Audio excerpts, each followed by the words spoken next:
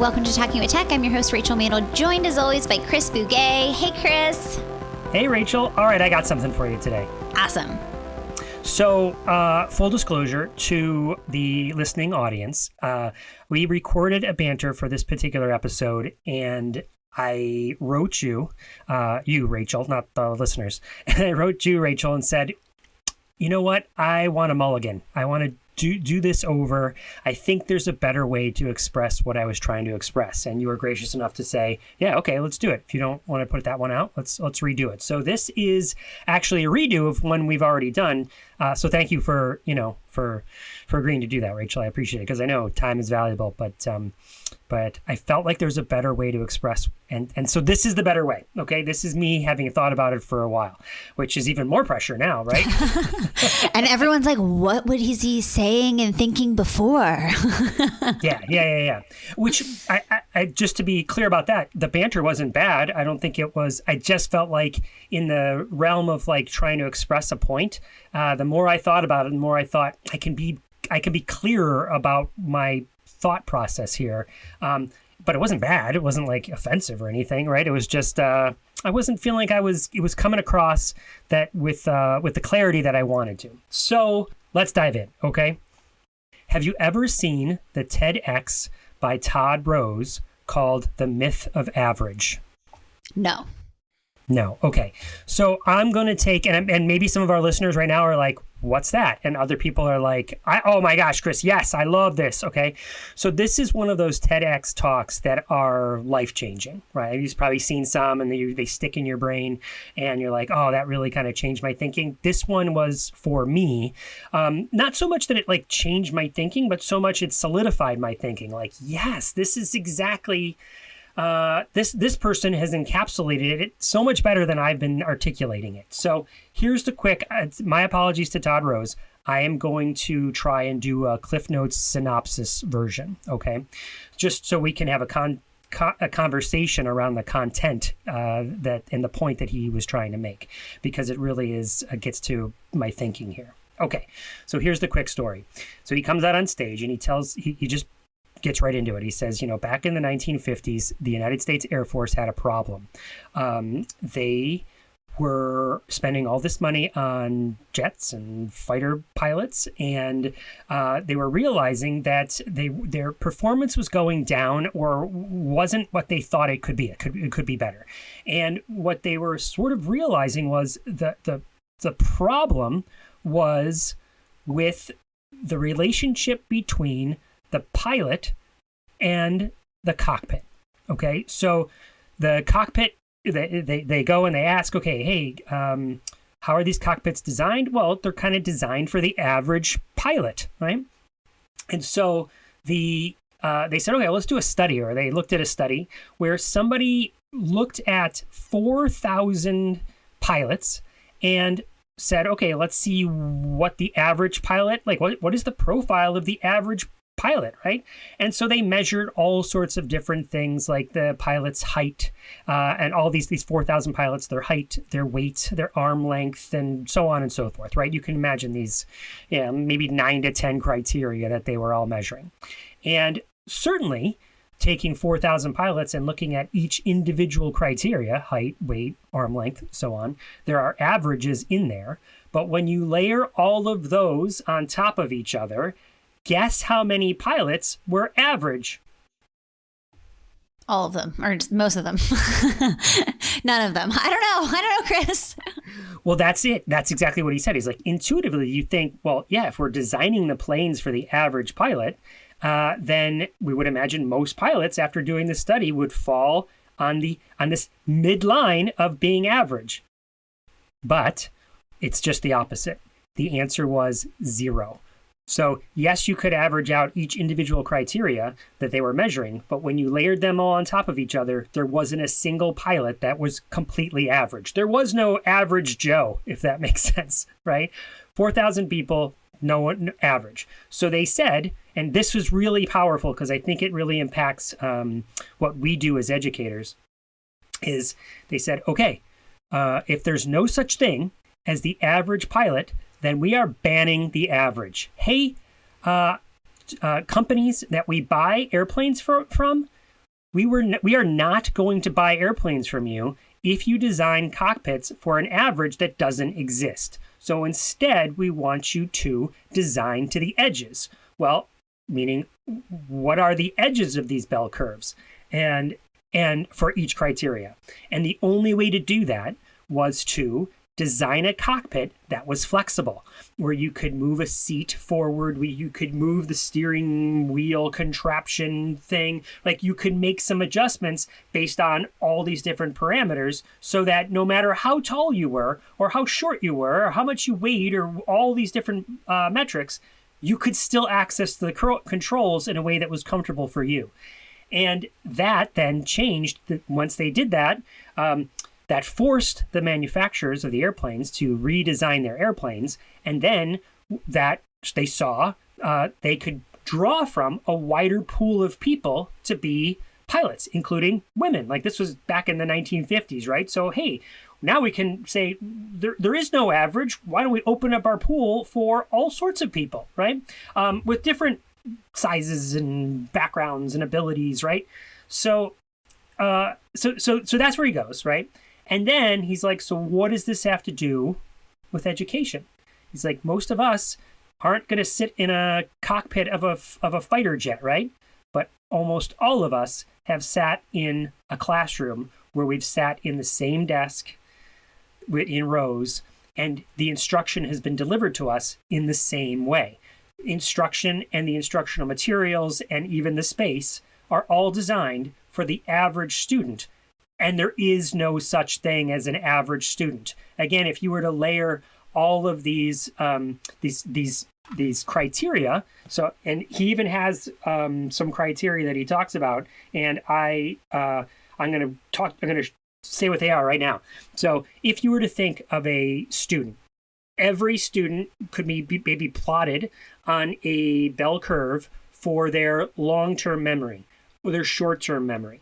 Now, all sorts of things could impact where their long-term and short-term memories are, right? So you got memory, then you got language abilities, and of course we would say expressive and receptive language abilities, their knowledge base, their background knowledge, their reading abilities, and all the different factors that layer in on top of reading, like reading fluency, reading comprehension, their ability to segment out sounds, and so on and so forth. I won't read them all because you're getting the idea. And even if you think back, Rachel, when we interviewed Dr. Prezant, we went into this realm a little bit where we talked about like how there's all these different criterias and there's little bell curves. So my point being, and where I'm really going here and why I wanted to explain it this way, is that there is no average student and there is no average person. We're all diverse. And yes, you could plot individual abilities on some sort of diagram. Again, let's say language abilities on some sort of diagram, but when every person is made up of a complex algorithm soup of abilities, right? And so there is no typical person, okay? And so that's kind of, well, one, I want to invite everybody to go watch that TED Talk, right? Luke for sure will have it linked in the show notes. And where I was going with that and what I'm bringing it back to you now is I want to sort of picture all of these abilities as a radar chart or a spider web graphic. So if you think like put a student at the center of a radar, like you can picture a radar, again, kind of going back to the airplane analogy.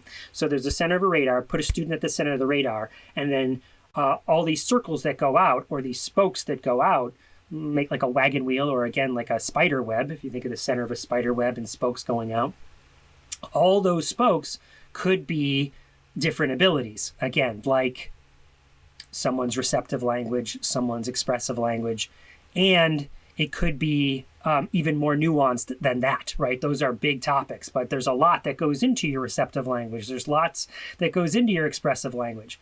So all that to say, you know a thing with me, Rachel, you know a thing with me, is sort of describing people in broad strokes, by putting some sort of adjective in front of them. I'm this type of learner, for instance. You've heard me sort of push back against that notion before. I think a better way to describe people and their abilities is by the supports they need or prefer, or have expressed that they need or prefer. And yeah, I guess that rather than, and realize that every single individual is made up of a nuanced set of abilities and backgrounds and experiences. And it's not fair to anybody, if you have a disability or if you don't have a disability, to paint somebody into a broad strokes like that. I just want to also explain before we go on, Chris, why are you so nervous about this? Well, why did you feel like you need to do this do-over? Because I get very nervous that by describing that based on this research and based on this TED Talk, that everyone is diverse and made up these complex abilities and backgrounds, that some people have identified themselves or identify with some sort of adjective that goes in front of themselves. And I don't want to deny anybody their identity. If that has made you feel better and that is how you think of yourself and that you've been able to find others by using an adjective like that, then all the better, right? Like, that's a good thing. And I don't want to steal that from anybody, and which is why I get nervous about mentioning it in front of thousands of people on a podcast. But I would also invite for people to reflect, is there a better way to describe my abilities? Is there a more, without just putting one word in front of it, there's no shortages of words that we could use, right? We can describe with whole sentences and whole phrases and whole, with that, I guess that captures the nuance of who someone is in a more descriptive way. I think you're totally right, Chris. I think that when we try to put labels on individuals, I think that us kind of going in that direction and going to say like this person and then describing them, especially when we're, again, putting that adjective in front of the person, I think is just so oversimplified. And I think that's kind of what you're getting at, is that it doesn't encapsulate all of the unique, differences that we bring to the table. And I also think in kind of the work that we do, it's oftentimes so focused on, differences and challenges. And I think we have to be really careful.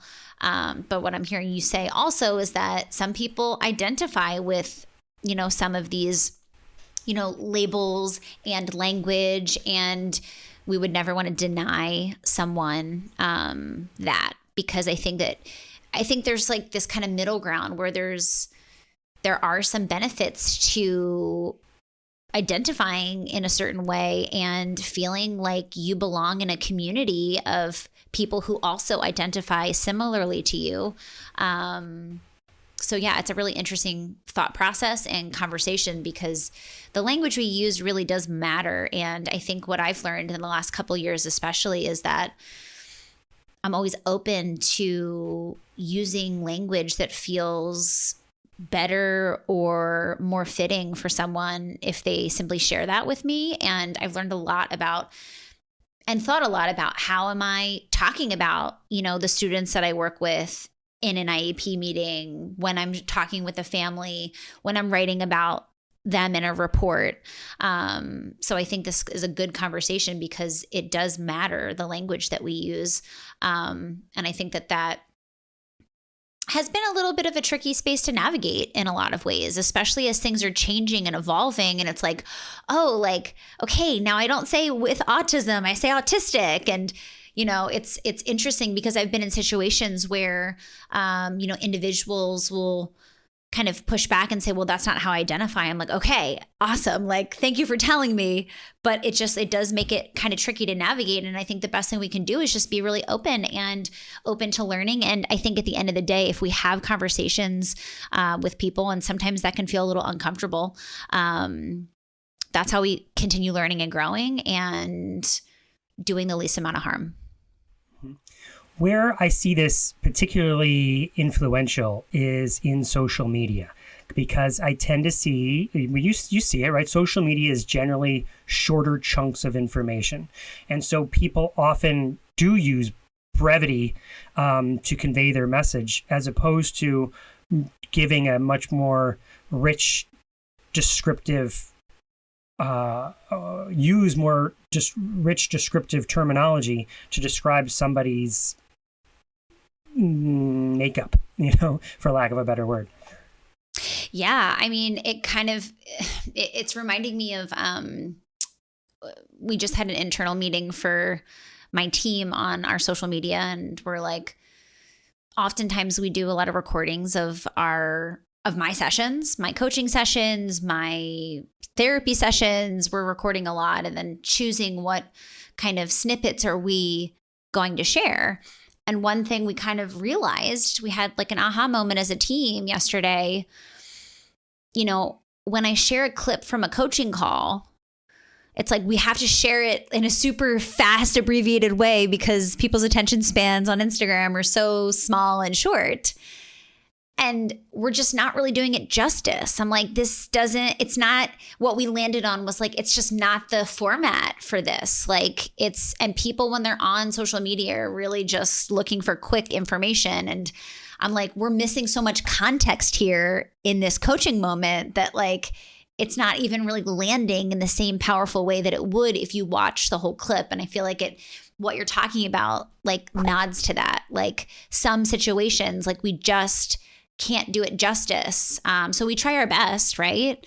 But it's like having all of the context, having more is sometimes what you need in order to be clear, concise, and, really sharing in a way that feels complete. Yeah. I think something that's sort of adjacent to that is the term spectrum or continuum. So if I said to you the word spectrum, what jumps in your mind as a word association or as an image in your mind? Yeah, like the light spectrum. Like that's how I first remember learning it too. So you tend to think of this like you start at one place and things change to the other, or so you might be on like a gas tank. You're either empty or you're full, and you're somewhere in between with this with your needle, right? And again, I feel like that is there's some truth to that at very finite abilities. So my ability to segment certain sounds, let's say, okay, there might be a spectrum, but to just say like there's a spectrum of receptive language, it feels to me that it's not nuanced enough, that there needs to be more complexity around that, which is why I like that radar chart, or that graphic in my mind of a radar chart or a spiderweb graphic where I could visualize all the nuances around one of those abilities and plot somebody's, score as like where they land on all these individual threads around that ability. And that to me feels like a much more complete. And if you don't do that, then I'm nervous that it's actually reductive. Mm-hmm. Yeah, I completely agree. And then I also had the thought, because if we have a student at the center of one of those radar charts and all the different prongs, right? It also becomes really important to ask the question, like, what does this student care about? So it's like, and I think that that's where oftentimes we're seeing, some of our students, they have intense passions and curiosities for one thing, or, one area where they are incredibly, robust and excelling. And so it's just like interesting to think about when we are choosing to kind of build up certain skills. Like I always think about that as a therapist. I'm like, it feels like we wield so much power. We're like, okay, now we're going to teach you this thing. I'm going to bestow upon you this skill, right? And I feel like it's missing the mark in some ways, because it's like, am I thinking about this student at the center of this, and what's going to really make an impact for this individual? Like, what skills do they want to focus on? Do they want to grow? And I feel like as students get older, we start to kind of loop them into the process more and consider them because they're becoming closer to, adulthood. But how can we start thinking through that lens even with young children? And I think having conversations with families is one way to do that too, before kids are able to like communicate those things to us. But it also like lends itself to thinking like, what areas do we want to spend energy on, Yeah, there's a lot to that because they're kids, right? And so they might not really know, like, I don't care about reading. Let's make the least dangerous assumption that you do care about reading, or that you just don't care about reading yet because you for whatever reason, for whatever those abilities are. So we'll make the assumption that we're going to teach you how to read, right? Like that, there's no negotiation about it so much as, but what that means is maybe we'll lean into preferences for your choice of materials and topics and not force you to spend time reading on the drudgery that you don't find interesting, right? So there's nuances in all of that, and there's assumptions we can make that are least dangerous for everybody. Is that fair? Yes, I love that. And just like thinking about organic opportunities for students to practice some of these skills, things that come up in their everyday life that motivate them and create an aha moment like, yes, I actually do want to learn how to read because this thing that I'm super excited about, I want to learn more about, or I want to be able to play this game more independently, or, I want to be able to search on Google to learn more about this thing that I am obsessed with, So I think that is where we as educators can come in and really cultivate organic experiences to help teach a lot of what we're teaching, in classrooms. Organic and authentic. And I think that that radar chart, and if you think of someone can be plotted on, so you pick an individual ability, let's say kicking a ball, and there's off the spoke, there's kicking a football, kicking with your right foot, kicking with your left foot, kicking a soccer ball, kicking it straight, kicking it far. Like there's all these different spokes. You could plot somebody on that. Where are they right now?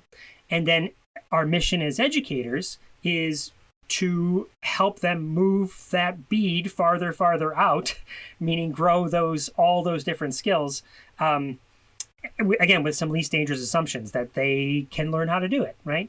So that's just something I wanted to talk about and get off my chest and share a resource, and because it's so fundamental for me in my thinking and my actions and the words I use and my practice in general is thinking of people as there is no average, right? So, and just to be really clear about that, I don't know what a typical learner is. I've not met one, and I certainly am not one, and my kids aren't certainly a typical. I don't know. I've never met one. Everyone is different. Yeah, totally. It leads us perfectly into our interview today, Chris. I had the pleasure of interviewing Breea Rosas, Chris, and we had an amazing conversation all about neurodiversity affirming practices. Breea is a psychologist, and so we kind of dive into the assessment process and how we have to look at things very differently as a field. And Breea talks all about her evolution into neurodiversity affirming practices in a really vulnerable way that I really appreciated. And I'm really excited to share this interview that I did with Breea Rosas.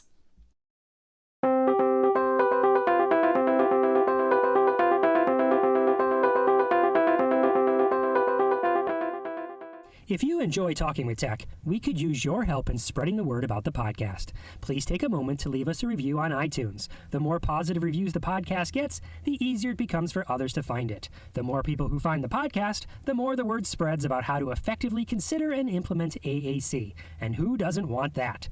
If that sounds good to you, please take a moment and give the podcast a quick review. We'd so very much appreciate it. Now, let's get back into the episode.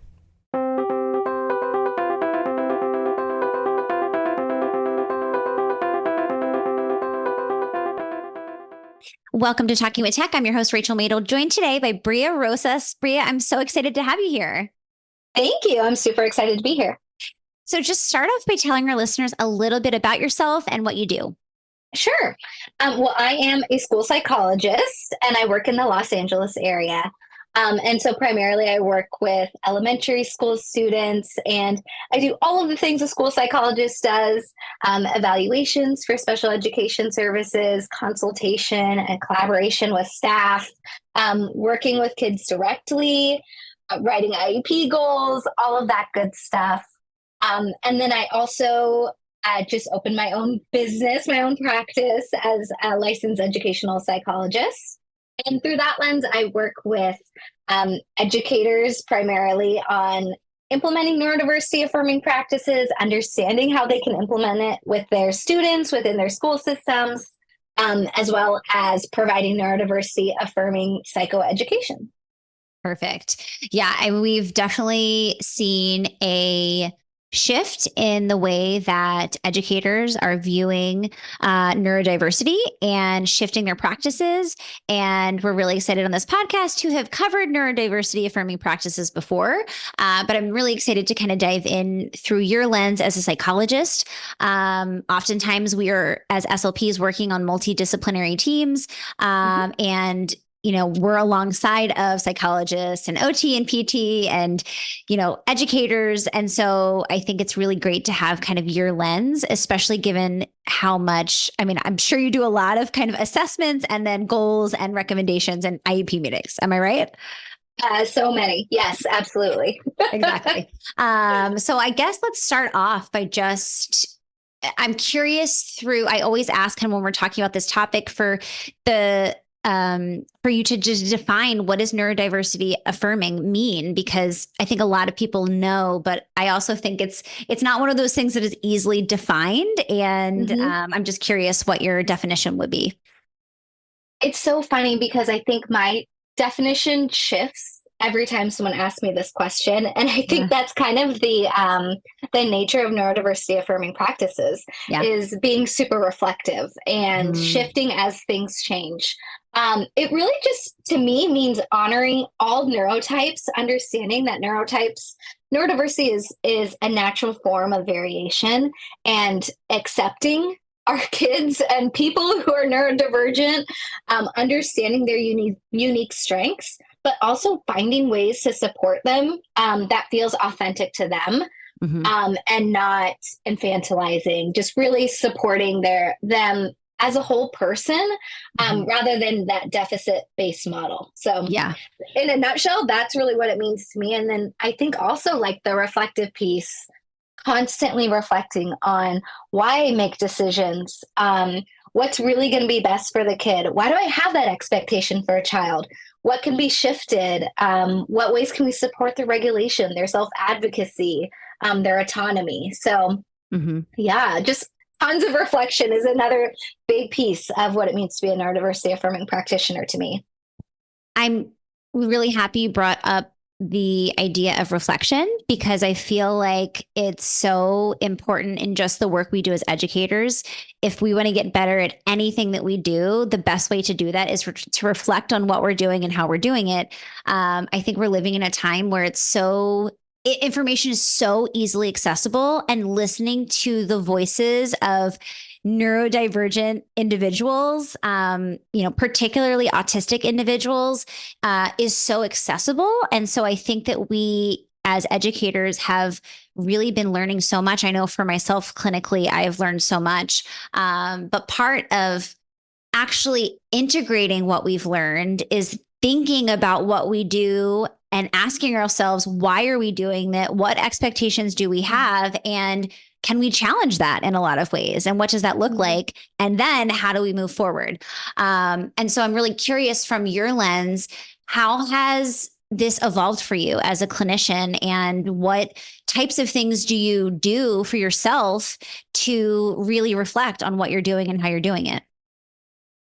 That's a great question. So, gosh, it all starts, well, it starts in multiple ways for me. I think kind of the first thing is my youngest brother is autistic. He's 21 now. But I just remember like him growing up and, you know, me being really involved in everything and supporting my mom, because obviously I'm a school psychologist. I have that background.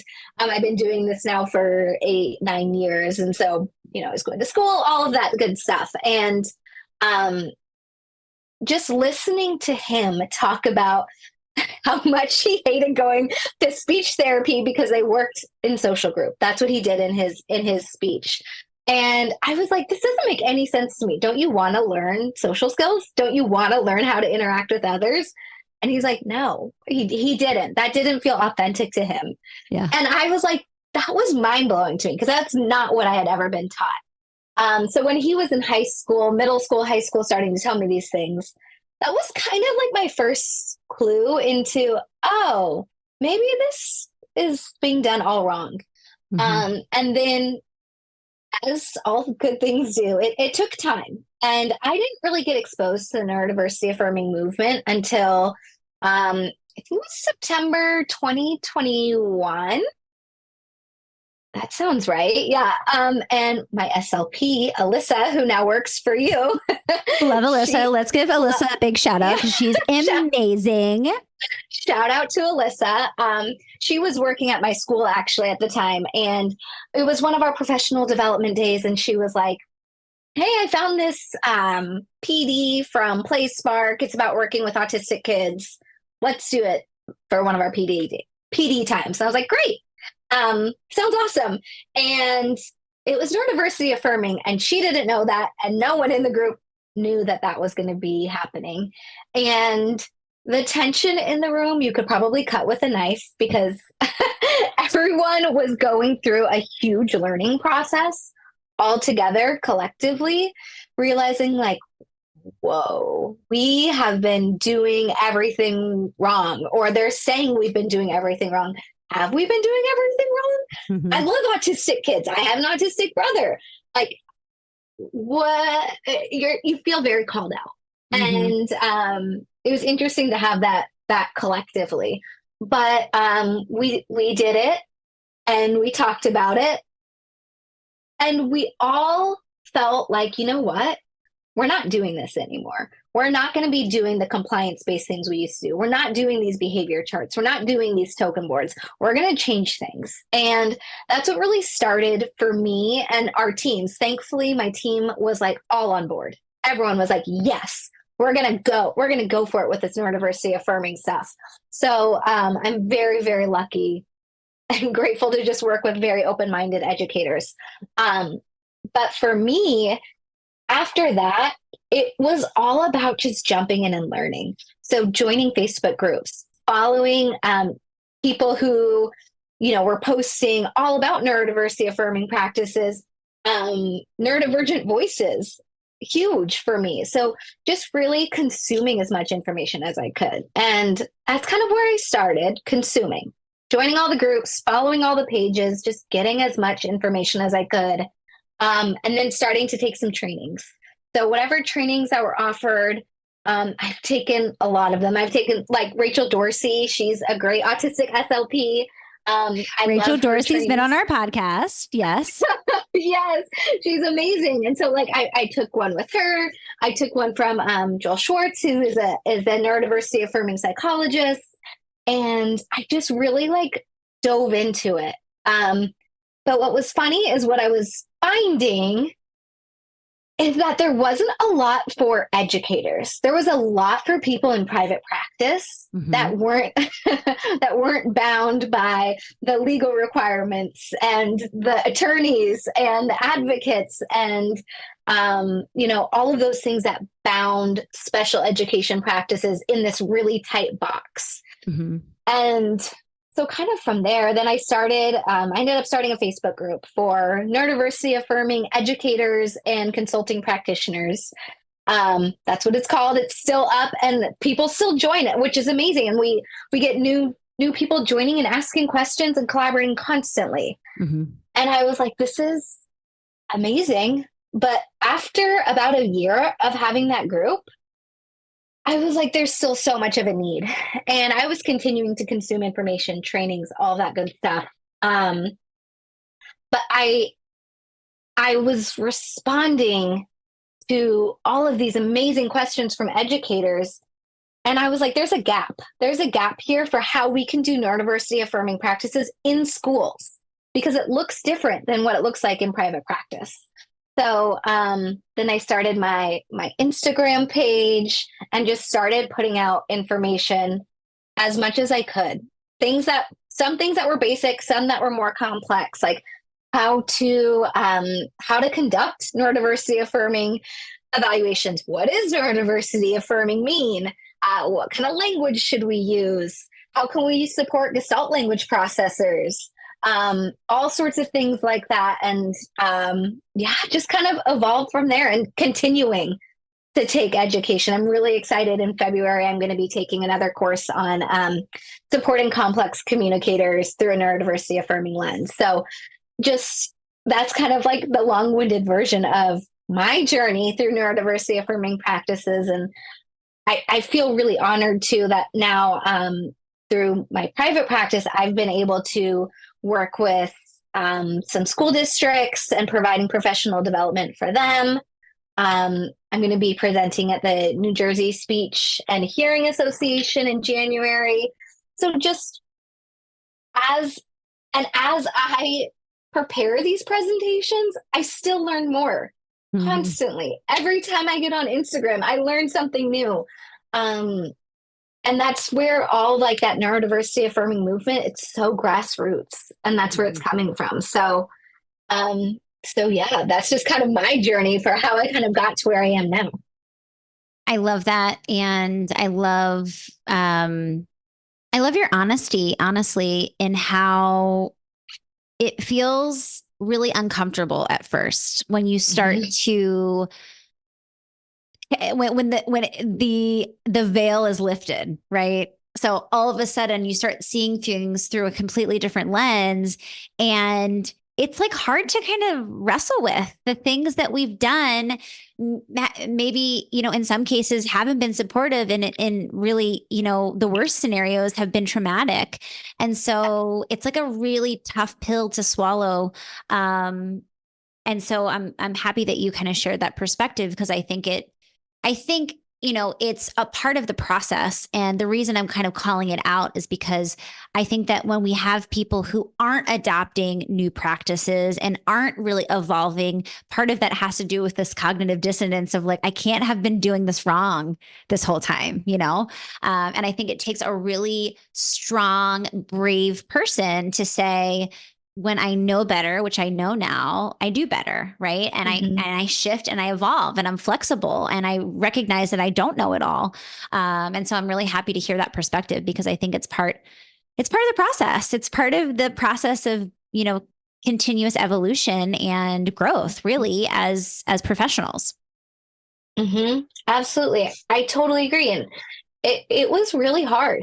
It was really hard. And I also didn't become a neurodiversity affirming practitioner overnight. That's not what happened. You sit in the discomfort, dealing with that, just wrapping my head around it. And then small baby steps, like, okay, maybe I can change some language in my reports. Okay, maybe I can start thinking, presenting my results at IEP meetings a little different. Maybe I can adjust accommodations. Maybe I'll adjust some goals. It really was a process over the years, to the point where now I I feel confident in saying I'm neurodiversity affirming, but I still wouldn't even consider it like a specialty or an area of expertise because I'm never going to be an expert in this area. I will constantly be growing and there will constantly be changes to my practice that need to be implemented. So it's definitely a process. It takes time. And I feel for people who have been in this field for 20, 30 years and are now trying to figure this out. I mean, yeah, I felt super called out. I felt super uncomfortable. And the guilt and shame was tremendous. I mean, I feel like emotional even thinking about it because I've worked with autistic kids for 7, 8 years before I even learned about this. I have an autistic brother who, what kind of harm have I caused by trying to help him conform into our neurotypical world? So it's definitely a lot. It's a lot, and it's a lot to go through, but it's worth it, and it has to be done. Absolutely. And I'm really happy that, more people are stepping into those leadership roles to really guide this change and evolution. I'm curious from your perspective. You had mentioned assessments, and I feel like that's one tricky area in our field because we're oftentimes required to do standardized assessments for students that we're working with. I'm curious if you could talk about that a little bit and how that's kind of shifted and evolved. Obviously, there's parameters that we have to still kind of abide by within those parameters of the standardized assessments. But I'm curious your take on, how can we start shifting our assessment process to be more neurodiversity affirming? Yeah, so there's kind of a few. I view it as like one, choosing assessments. Which assessments are we picking? Two, how we're administering the assessment, and then three, how we're writing the reports and communicating with families. So I think the first one, how are we choosing assessments is so important. You should be able to understand all types of assessments, standardized or not, right? And don't just give the same assessment over and over again to a kid. To whatever kid it is. Any kid gets the same assessment. You should really be thoughtful in how we're choosing the assessments that we're using. And if oh man, kids with ADHD, they always bomb this assessment. Don't give that assessment. Give something else. Give something else. Yeah. That's just like a huge one for me. So I really put a lot of thought process into, okay, what assessment's actually going to be a fair measure for this child that's not just going to focus on their deficits and the things that we know that they struggle with. So that's kind of the first part, is like planning for the assessment, making sure that it's suitable for the child. The second is how we administer assessments. This one is tricky because some people are like, it has to be standardized, like, in a clinic, well lit, blah, blah, blah. Okay. You only say it one time. Yeah. And look, I do a lot of the assessments standardized, but you come into my office, and when you come into my office, it's not the first time you've been into my office. It's not a brand new place. And this is when I'm doing school-based assessments. The lights are dim. I have fidgets. I have weighted blankets. I have sensory spaces. You want to sit in the beanbag chair? Great. I'll be on the floor and I'm flipping the easel for you. So how we deliver assessments is really important. Or maybe the kid doesn't want to come to my office. Maybe I do it in their classroom. There's a quiet space in their classroom, and that's where they want to be, in their little cozy corner. Amazing. That's where we're doing the assessment that day. They come in and they're super dysregulated. Cool. We're not doing it today. Totally. So really, yeah, meeting kids where they're at, not just being like, well, they refused to come to my office, so we didn't do the assessment. That's not affirming. That's not giving the kid a fair chance. So I think that's kind of the second piece for me, is how we're delivering that, making sure that we're giving kids breaks. We're picking up on their signs of dysregulation, because testing is stressful. It's overwhelming, and it's kind of boring. So we have to be aware of that for kids. It's boring for the adults too. Like, I hate giving assessments. It's boring. So yeah, just really picking up on cues from kids and trying to reduce the sensory demands because we're asking them to do a lot in our settings or in their settings, wherever they are. Mm-hmm. And then I think the third piece is our reports. This is probably like the hardest part of doing neurodiversity affirming assessments because we were all trained. Everyone was trained in a medical model. That is how we write reports. We write reports by test, and we're not looking at the whole child, and we're not looking at it through a strengths-based lens. Mm-hmm. So, and that's not to say that these kids don't need supports, but how can we be strengths-based and also talk about the supports that they need and the supports that we gave them? So that's a big thing too. Like in my, when I talk about testing observations, I say specifically what accommodations I gave during testing so that everyone knows when we make these adjustments for them, that's when they perform best. Mm-hmm. I'm like such a stickler about that in my own clinical work, meaning when I'm, reading one of my therapist reports or I have a student or whatever, I'm like, we need to include the supports, the specific supports that we utilize to increase accuracy, right? Like that's so important. Like what are the specific things that help students perform better? And especially during these, assessments, but just in general, like what helps them learn, seeing like min to mod prompts. I'm like, what does that mean? Like, I want specifics, Yeah.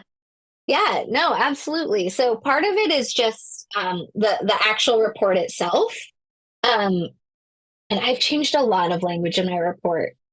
So you're not going to see things like clinically significant, externalizing behaviors or clinically significant. I don't know. I'm trying to think of an example like social emotional reciprocity delays or things like that. I've changed a lot to be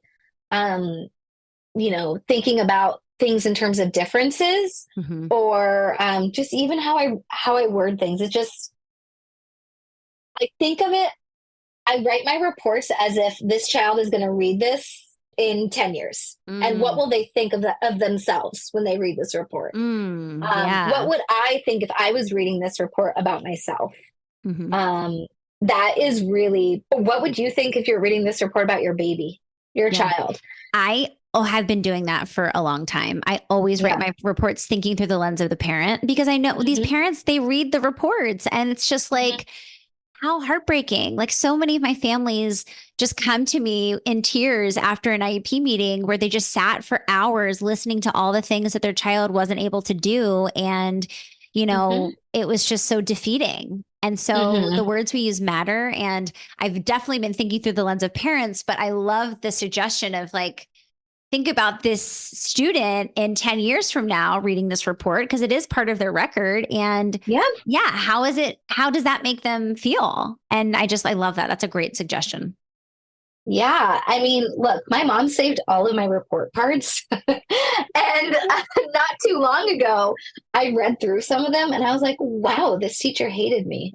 She hated me. How can you write things like this? I mean, but when you think about it through that lens, like this child, what if the parent puts it in a box and saves it for their, who knows? They might read this someday. So it's important. And I think there's a balance there too of like making sure that you're communicating about the needs, but not in a negative way. Because you also don't want to go too far to the other end when you're like, oh, they're great. They're making progress on their IEP goals. Everything's lovely. And it's like, okay, yeah, but they also have needs. So let's talk about that too. Right. But not in a way that is negative, that's super deficit based. There's just a way to communicate it. And then also just in IEP meetings, how we're communicating with families. We don't need to be reading through every line of our report. Please don't. Thank you for saying that. I'm like, people do. I'm like, I always like just cringe when that happens in IEP meetings. I'm like, everyone can read the report themselves. Take this as an opportunity to really teach this group about what you learned about the student and how we can support them in the future to be successful. It's just like, we don't need to have someone read a report out loud. No, thank you. Yes.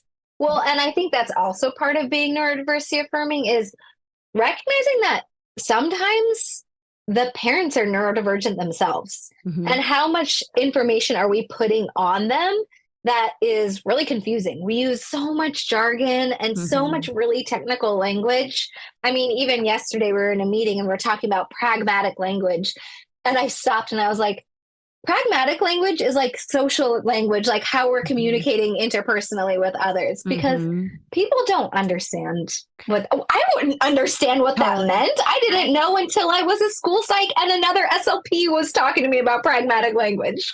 I define all those things in my reports. I'm like, IE or EG, just because you're right. Jargon just doesn't resonate with people who aren't educators and parents. Like, it's really important for them to read and understand all of these reports we're spending so much time on. Totally.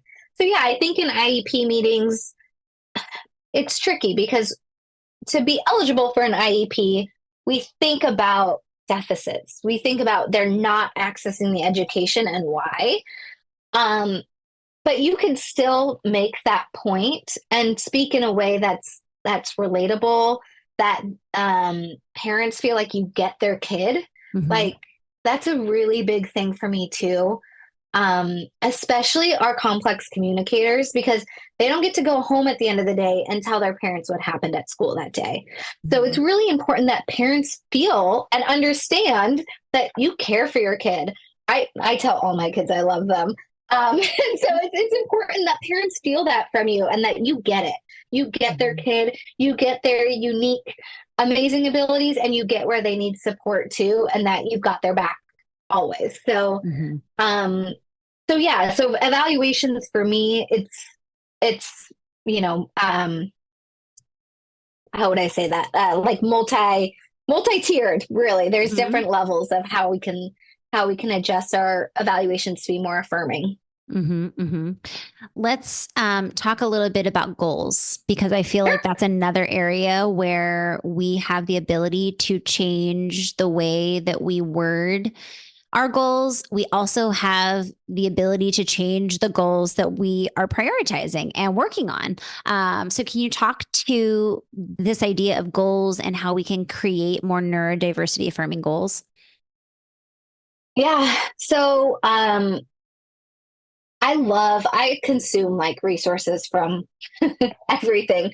I believe it's Autism Level Up that has the neurodiversity affirming like guidelines. I see you nodding. Yes. Love Autism Level Up. For sure. We're linking to that in the show notes. Please, if you haven't seen that website, go right now. Yeah.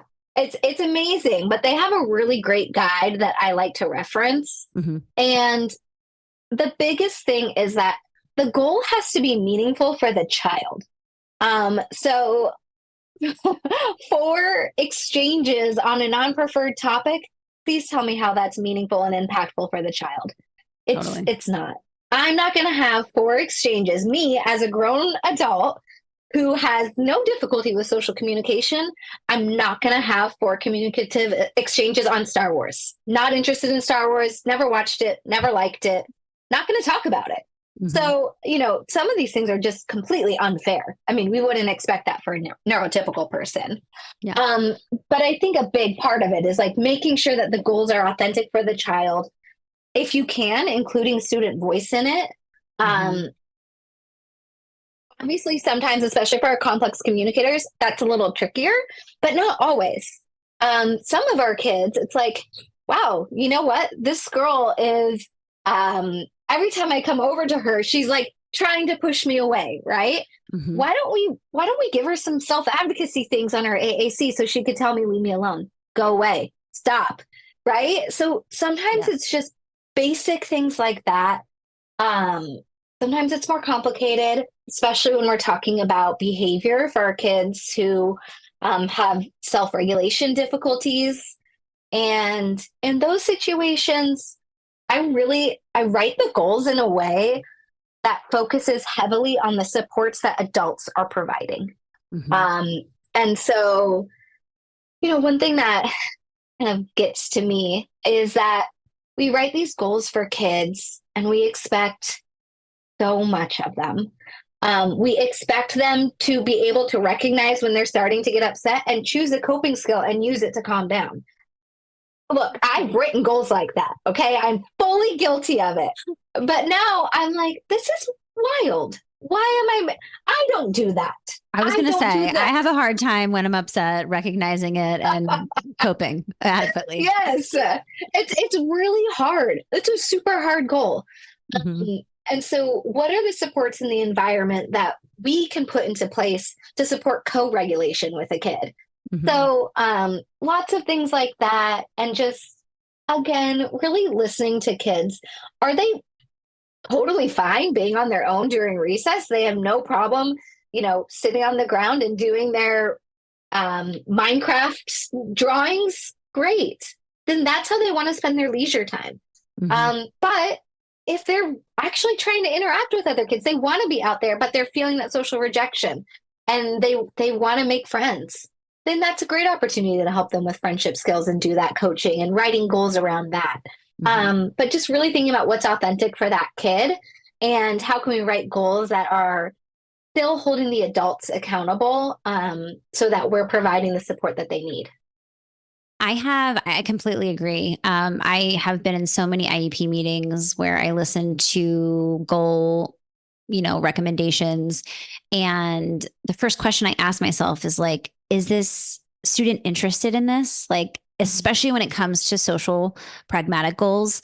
I'm curious because, I'll see goals like, we'll greet a peer, in 4 out of 5 opportunities, or we'll initiate play with a peer, and all of these kind of social pragmatic types of goals that aren't really meeting students where they're currently at. But of course, we, as the adults on the team, really, and especially parents, want our student to be doing those things, right? Like most parents want to see their child initiate play with a peer or greet the teachers when they, come into the classroom or when they leave. So, how do we navigate these kind of adult expectations, particularly with parents who want these things, and balance that with neurodiversity affirming types of practices? Yeah, that's a really good question because I've experienced that too. Obviously, we all have. And I think one thing that's been actually really successful for me is telling parents that they don't need to. Just helping them, doing a lot of psychoeducation with parents and talking about, I pretty much start most of my meetings, and it's in my reports, just stating that I'm a neurodiversity affirming practitioner, and this is what that means. And so it's really getting parents to understand, if they don't greet me, that's fine. If their greet is a half sideways look at me, amazing. I don't take offense to it, and that's okay. And that's just how he communicates and interacts with the world, or she, or whoever it is. But yeah, I think it's a lot of just like coaching parents. And honestly, what I have found is that parents feel kind of relieved that they don't have to have their kid do these things. They don't have to do everything right. We can just kind of accept them for who they are. And so a lot of it is just kind of coaching parents. And some of them still feel strongly that their kid should play with someone at recess or, something like that. And sometimes it's just about trying to dig a little bit deeper and getting at like the root of what they really want for their kid and coming to a middle ground of like what's authentic for that child.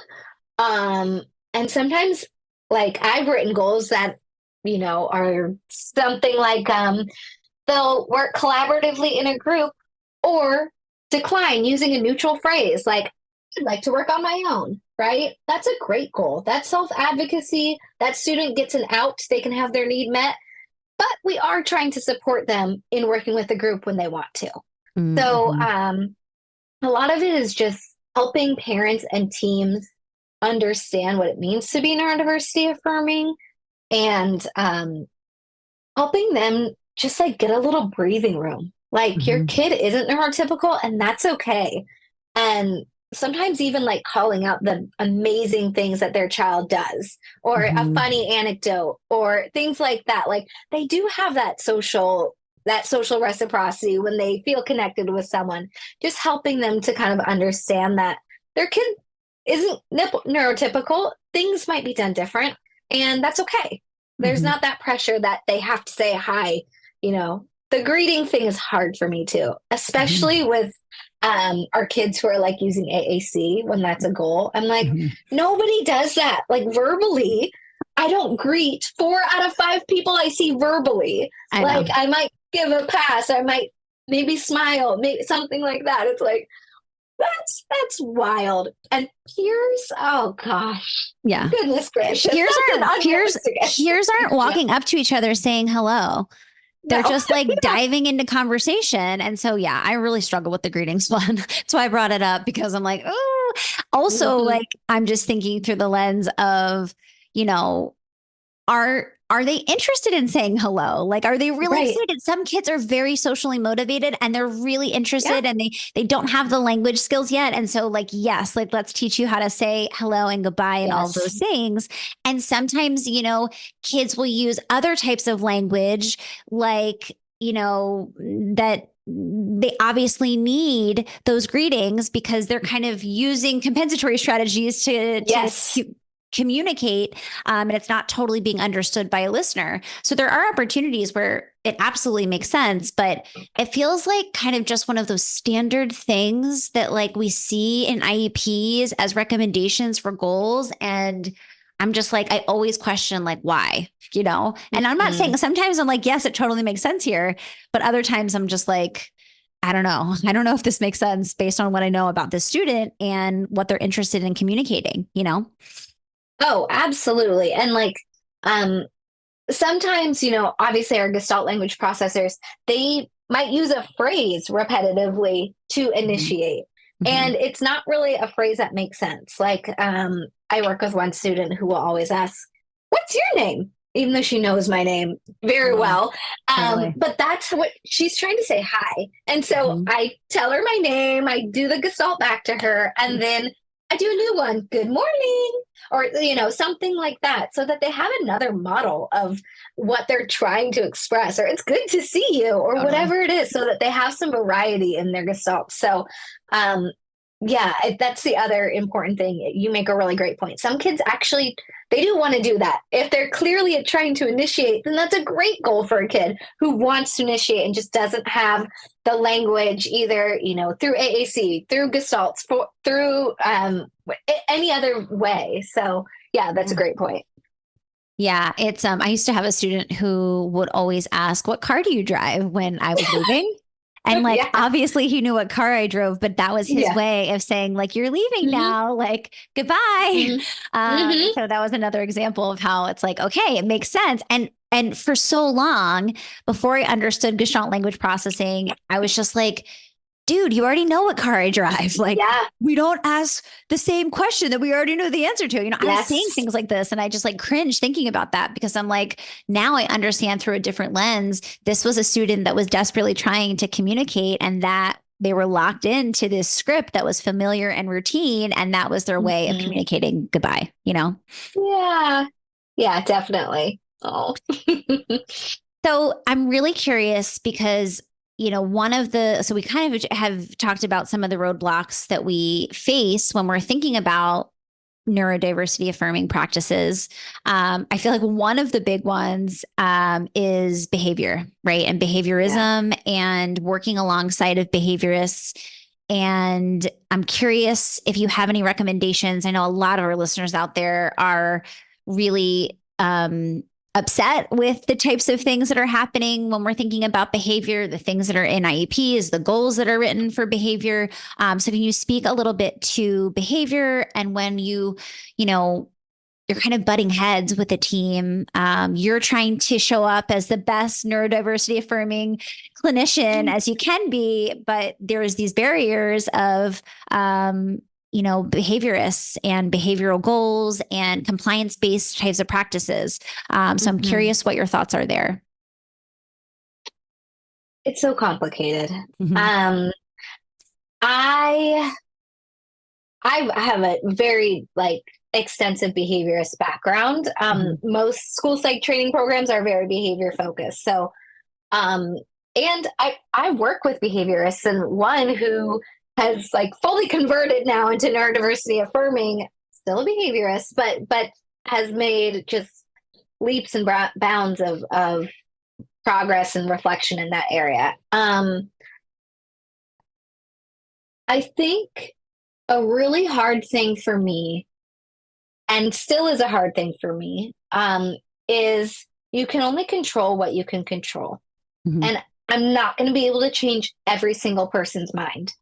People have values and practices that are deep rooted.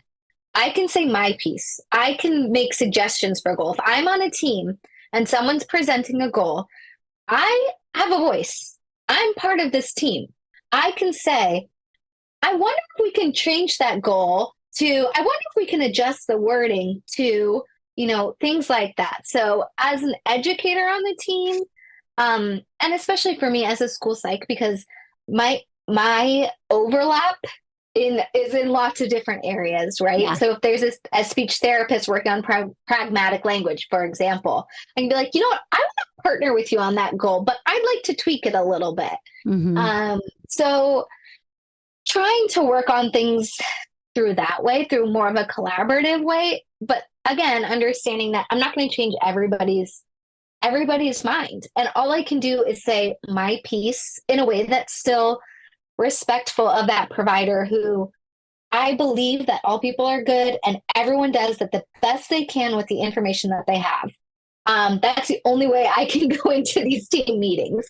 So I'm just trying to come at it from more of a collaborative lens and voicing my own opinions.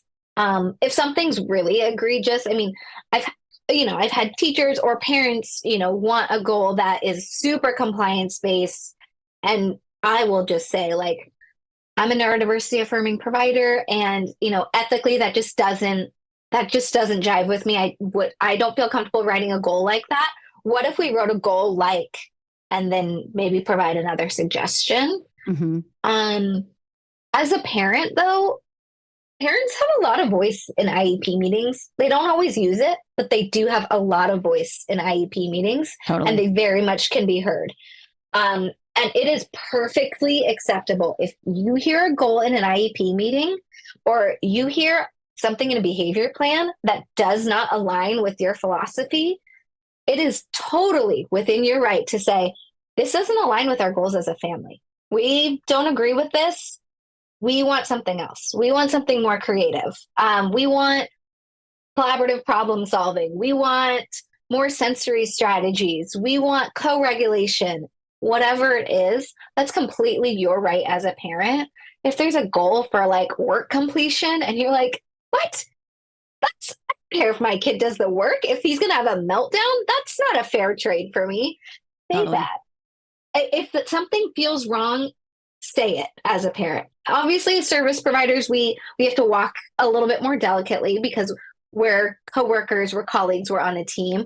But parents definitely have a voice and don't always use it, and definitely should. Yeah, I think that's a really good point. I think it can feel scary at an IEP meeting to kind of take a stand and to be a leader in this way. I'm guessing, just based on my own experience, but just also in general, I think it makes a lot of sense that you're saying, being really explicit about saying that you're a neurodiversity affirming therapist. I wonder if there's a lot of imposter syndrome out there, though. Like, have I learned enough to call myself a neurodiversity affirming therapist? Like, I can totally see people listening being like, am I though? Like, I want to be, but like, do I know enough to call myself that? So I'm curious what your thoughts are.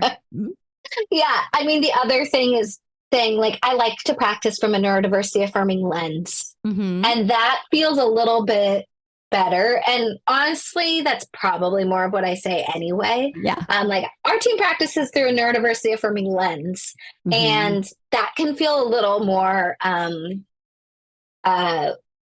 like digestible, right? Like, okay, that's true. I do that. So, it's also like, there's no credential to be neurodiversity affirming. There's no like stamp of approval. You don't take a course and get a certificate. So it does, but I mean, I still have it, and like that's my bread and butter. I mean, like my private practice is neurodiversity affirming school psychologist, but it still feels like I'm not an expert, nor will I ever be, but that's my lens, and that's how I operate, and that's how I like to practice. Does it always come out the right way? No. Do I always say the right thing? No. Do I still use ableist language sometimes? Absolutely. It happens. It's so ingrained in us. But yeah, I think maybe if you're having that disconnect and imposter syndrome, definitely just being like, I practice from a neurodiversity affirming lens, and then talking a little bit about that. Yeah, I think that's definitely what I have shared. I'm reflecting as we're doing this interview on my own practice, and I am 100% on board and have been, like you, learning as much as I can, following all the accounts, doing interviews like this on our podcast. And one thing I haven't done has been just taking the opportunity at every IEP meeting to share about neurodiversity. Because I think one of the things that's really helpful is to just talk about it more, and I talk about it when I'm like up against a goal that I'm like, absolutely not. And here's why. Obviously I don't use that language. I'm softer about it. but I talk about neurodiversity affirming. But it feels like we have an opportunity to start just talking about it in general during IEP meetings and weaving it into these types of situations where we really have an opportunity to teach and empower, because it is a reasonably new movement in the sense that it's like finally gaining traction. And I feel like maybe you can relate to this. I'm in like my own little bubble where like all of the people that I follow on social media and all of the people that I'm, talking with, we're all in this bubble together, but the bubble's actually smaller, I think, than I realize. And so then I'll see an IEP or I'll be in a meeting and, I'll realize, okay, like my bubble is actually smaller than I thought. And so like, how can I expand that to start including and educating and empowering other teams, And so I think that that's something too, that I've realized that, just talking about it. And also the other part of that is really explaining the why behind things, because I think that we give goals and we have a really awesome opportunity to share the why. Like, here's why I think this goal is so important. Here's why I worded it the way that I did. Or conversely, here's why I have issue with this goal. And here's the specific wording that I wonder if we can change. And so I think just like really thinking through that why lens is really important too. And also just for parents to understand, because parents listen to all of us educators during these meetings and they're like, okay, the speech therapist thinks that we should do this and the OT thinks that we should do this. And it's like, they don't really get the why behind it. And we as therapists understand the why, which is what's driving us to create the goal and recommendations to begin with. But I think sharing that why is something that I've also started to prioritize during meetings, especially just so people understand like my thought process. Like there's an opportunity for education there too. I totally agree. I try to share as much as I can. And after meetings, I have like a little neurodiversity affirming parent resource guide, and I send that to parents too, so that they can learn more about that. But I think just kind of as we're talking, I'm thinking about the goals that we write for kids and the collaboration. And I think it's so important when we write goals that we actually collaborate on the goals among service providers. I just wrote a goal for a kid and everyone is on the goal. I'm on the goal. OT's on the goal. Speech is on the goal. Special ed teachers on the goal. All of the service providers are on one goal. And it's so important that we don't work in silos, that we work all together, because that's what it is to be neurodiversity affirming, that you're looking at the child from multiple viewpoints and you're supporting them all the way around, not just in this like little narrow band of speech, right? Not just in this little narrow band of OT or social skills or whatever it is, that we're really looking at the child all together and everyone's working towards a common goal. that's how we're going to make progress with these kids. Totally. Totally. I'm talking all about this kind of IEP process. I am in private practice, but I do so much advocacy in IEP meetings. Yeah. I'm like, I'm thinking about all the families in our practice, and I don't go to every IEP meeting, but I go to a lot of them. Yeah. And so this is a huge part of what I do. And, from my lens, to your point, can we as a team get more strategic about what we want to see change that would really make an impact for the student, and then all hop on board so there ends up being less goals? Because I get it. Like, if you already have 3 or 4 speech goals and then you're added to this goal and that goal, all of a sudden it becomes really overwhelming. But how can we get really, really strategic about what we want to see change? And then together we can make that effort so we can actually see change happen. Because like you said, if we're in silos and we're all targeting, 3 or 4 individualized goals, like we just don't have the power that we have as a team. And we don't have the embedded collaboration that we need to actually see the needle move. And so in my ideal world, we're having IEPs that have less goals, but we all are working towards those goals. And seeing a lot more progress a lot faster. Totally. And I think getting everyone on board with neurodiversity affirming practices is also just a really important thing. And like, if you're a parent and you want that, start consulting with people. Like, you can get things written into IEPs. You can get consultation written into IEPs. Yes, that's my role. I come in as the private, and I'm like, guess what? We're getting that written into that accommodation section. Yeah. So, yeah. No, absolutely. And like, that's, a service that I provide too. Like, let's help educate that, or put that in the IEP. You can get so much in IEPs, you guys. If you're a parent and you're listening, you can get so much written into IEPs. And you can have 60 minutes a year of neurodiversity affirming training for the team written into an IEP pretty easily. So just think about those things. Don't be afraid to ask. I know it's hard when there's all these professionals like trying to tell you what to do, but you're the expert on your kid, and you got to do what feels right for you, for your baby. I totally agree. Yeah, you can get a lot more written into IEPs than you think. And I know because I help advocate for that. I love it. Is there anything else that we haven't covered, Breea, as far as, I know it's like such a huge, vast topic, but anything else that has kind of come to mind during our conversation today that we haven't talked about? The one thing that we didn't talk about was another big one for being neurodiversity affirming, and that's presuming competence, especially with our kids who are complex communicators. I think really easily we think they're not producing verbal language. They are having, they're experiencing really significant intellectual disabilities or things like that. And maybe they are, but that doesn't mean that they can't learn. And that doesn't mean that we should just completely write things off for them or exclude them from things.